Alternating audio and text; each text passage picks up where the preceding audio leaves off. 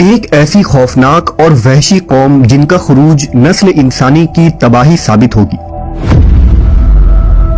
اس قوم کی عورتیں جو 1000 بچوں کو جنم دینے کی صلاحیت رکھتی ہیں، ان کی تعداد اتنی زیادہ ہے کہ ایک انسان کی نسبت سینکڑوں میں موجود ہے۔ لیکن یہ قوم کہاں قید ہے؟ کیا انہیں کسی دوسرے سیارے پر قید کیا گیا ہے؟ کیا حضرت ذوالقرنین کا سفر ایک خلائی سفر تھا؟ ہم آج اس ویڈیو میں یاجوج ماجوج کے قرآنی واقعے کو جدید سائنس اور فلکیات کی روشنی میں پیش کریں گے۔ ذوالقرنین اللہ کے ایک نیک بندے اور بادشاہ تھے جنہیں دنیا کے بڑے حصے پر حکومت عطا کی گئی تھی۔ قرآن مجید میں ذوالقرنین کے 3 سفروں کا حال بیان ہوا ہے۔ یہ سفر انتہائی عجیب اور عبرت خیز ہے۔ آپ کا پہلا سفر مغرب کے جانب تھا جس کا مقصد آب حیات کو تلاش کرنا تھا، لیکن آپ اس میں ناکام رہے۔ آپ نے دوسرا سفر مشرق کی طرف کیا جہاں سورج طلوع ہو رہا تھا، جہاں آپ نے ایک خانہ بدوش اور غیر مہذب قوم کی مدد کی۔ تیسرا اور سب سے عجیب و غریب سفر شمال کی جانب تھا۔ اس سفر کے دوران آپ ایک مقام پر پہنچے جس کا نام سدین یعنی 2 پہاڑوں کے درمیان کی جگہ تھی۔ یہاں ایک قوم آباد تھی جو ایسی زبان بولتی تھی جو سمجھ سے بالاتر تھی۔ ان لوگوں کے ساتھ آپ نے اشاروں میں بات کیا۔ یہاں کے لوگوں نے حضرت ذوالقرنین سے شکایت کی کہ پہاڑ کے اس جانب ایک قوم آباد ہے جس کا نام یاجوج و ماجوج ہے۔ یہ لوگ خوب فساد مچاتے اور ہم پر ظلم کرتے ہیں، لہٰذا آپ ان کے خلاف کارروائی کریں اور ہماری مدد فرمائیں۔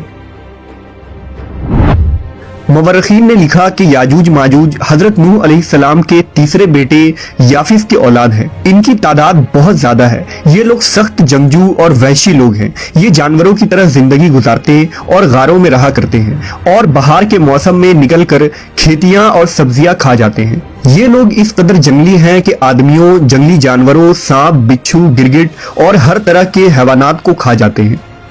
لہذا حضرت ذوالقرنین سے ان لوگوں نے فریاد کی کہ آپ ہمیں یاجوج ماجوج کے شر سے بچائیں، اس کے بدلے ہم آپ کو کچھ مال دے دیں گے۔ اس پر حضرت ذوالقرنین نے فرمایا، مجھے تمہارے مال کی ضرورت نہیں ہے، اللہ نے مجھے سب کچھ دیا ہے، بس تم لوگ میری مدد کرو تاکہ میں ان 2 پہاڑوں کے درمیان ایک دیوار بنا سکوں۔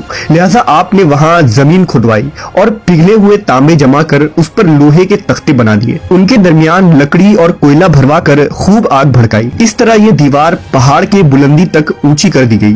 یہ دیوار نہایت ہی مضبوط اور مستحکم تھا۔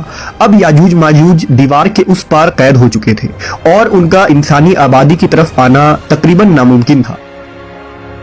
لوگوں نے حضرت ذوالقرنین کا شکر ادا کیا تو انہوں نے فرمایا، وقتی طور پر تو یہ دیوار یاجوج ماجوج سے تم لوگوں کو محفوظ رکھے گی، لیکن ہر چیز ایک دن ختم ہو جاتی ہے، لہٰذا یہ دیوار بھی ایک دن توڑ دی جائے گی اور یاجوج و ماجوج نکل آئیں گے۔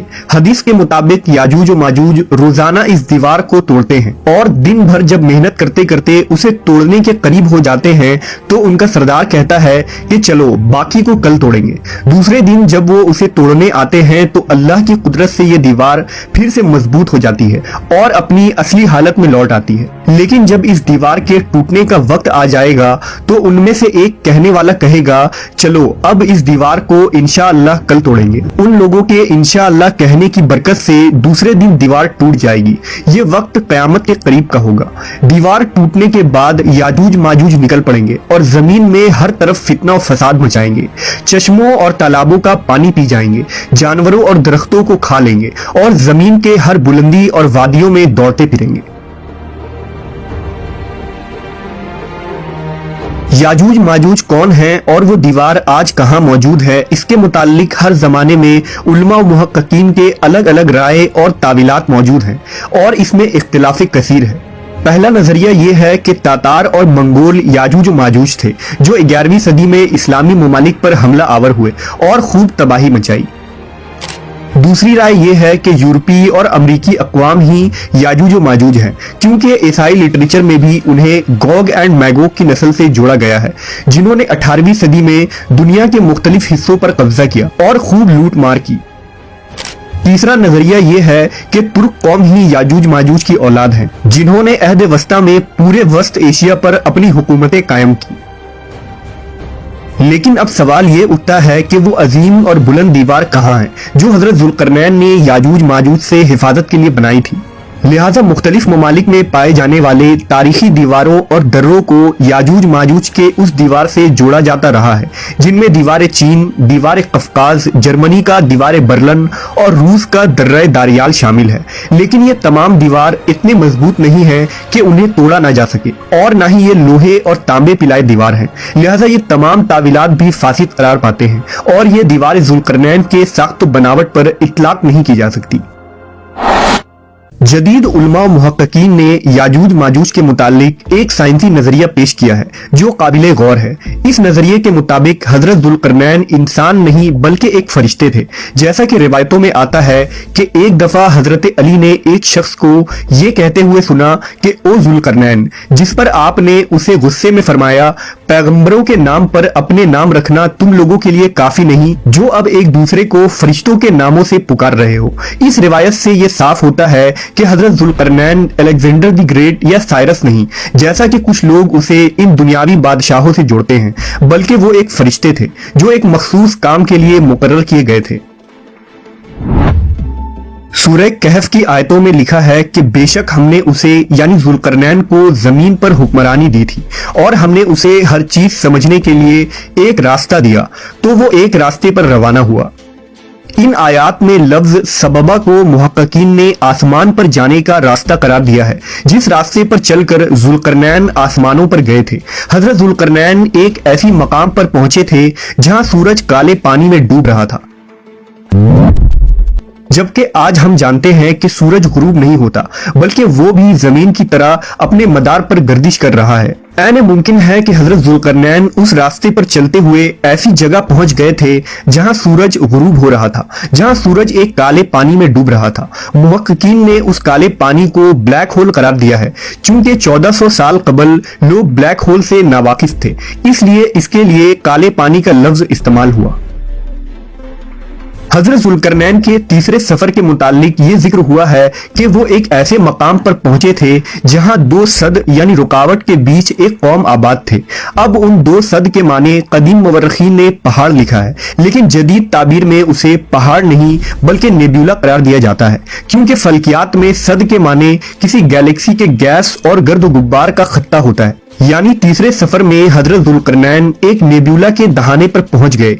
ऐने मुमकिन है कि वहां आबाद लोग कोई इंसानी मखलूक नहीं बल्कि खिलाई मखलूक यानी एलियंस हो, जिन्होंने हजरत जुल्करनैन से ये दरखास्त की कि वो एक बैरियर बना दे ताकि वो याजूज माजूज से महफूज हो जाएं।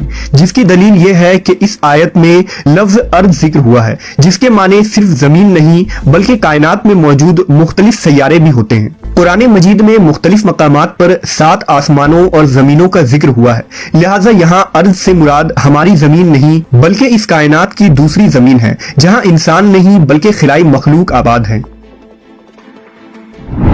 अल्लाह ने हजरत जुल्करनैन पर खास रहम करम फरमाया था और उस वक्त जदीद टेक्नोलॉजी के गैर मौजूदगी के बावजूद उन्होंने ऐसा सद यानी बैरियर बना दिया जो एटमॉस्फेरिक गैस पर मुश्तमिल था और ये लोहे और तांबे के पिघलने की वजह से वजूद में आया था। इस बैरियर ने उस सैयारे के गिर्द एक दीवार बना दी जिस पर याजूज माजूज आबाद थे और इस तरह वो उस सैयारे में कैद हो गए। ये कोई नया नजरिया नहीं जो सिर्फ आज के जदीद साइंसी इल्म के मुताबिक बनाया गया है, बल्कि इससे मिलता जुलता नजरिया सहाबा इकराम का भी था। मसलन हजरत काब बिन अहबार ने यह दावा किया था कि जुल्करनैन ने अपना घोड़ा एक सितारा से बांधा था, जिस पर हजरत माविया ने उन्हें ऐसी बात करने से मना फरमाया था क्योंकि अभी लोग ऐसी बातों को समझने के काबिल नहीं हुए थे। इसी तरह हजरत अली ने फरमाया था कि अल्लाह ने बादलों को हुक्म दिया कि वो जुल्करनैन को जहां चाहे वहां ले जाएं। मुख्तसर ये कि जुल्करनैन का ये सफर न सिर्फ एक खिलाई सफर यानी स्पेस ट्रैवल था बल्कि ये वक्त में भी एक सफर था। आज साइंस का यही नजरिया है कि इस तरह के पोर्टल्स हो सकते हैं जिसके जरिया हम न सिर्फ खिला के दूसरे हिस्से में सफर कर सकते हैं बल्कि वक्त में भी सफर मुमकिन है।